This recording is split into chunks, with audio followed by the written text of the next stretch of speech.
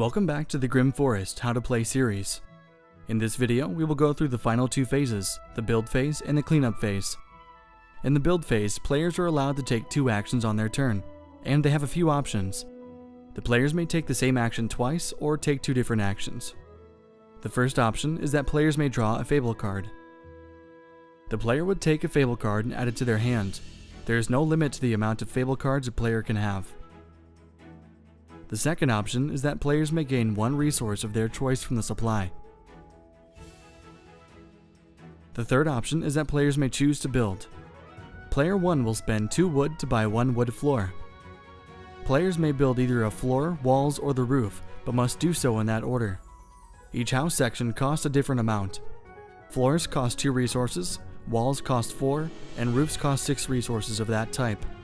When players buy the walls of a house, they also draw 1 friend card, which we will talk about later. Players may work on multiple houses at a time, but cannot begin on one of the same type until the previous house is finished. There are resources enough to build 5 houses in each building material, but once these run out, players may not build that house section. Finally, players have 5 build sites on their board, and may only start a new house if they have 1 slot available. The last option players have as an action is to perform the special action on their friend card. They can do this only once in the build phase.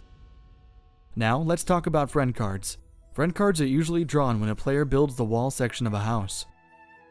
When a player draws a friend card, they can either choose to give it to another player who cannot refuse, or keep it. Players may only keep 1 friend card at a time. Let's do an example. Player 2 drew the Goldilocks friend card, but she already has a friend card, the Woodcutter, so she decides to pass it to Player 1. Player 1 also has a friend card, Tom Thumb, who he would rather keep, but since Player 2 is giving Player 1 Goldilocks, he must discard Tom Thumb and take Goldilocks instead. Next, we will look at the first builder bonus. If a player is the first to build a house of a specific type, then they get the first builder bonus. The player will choose from one of the rewards on the back: 1 friend card, 2 fable cards, or 1 resource of each type. After the build phase, we enter the cleanup phase. First, the starting player is passed clockwise. Second, players will take back their pig miniatures and gather location cards if they haven't done so already. Finally, 1 mega resource is added to each of the location boards, in addition to the resources already shown on each board. And that is it for the build and cleanup phases.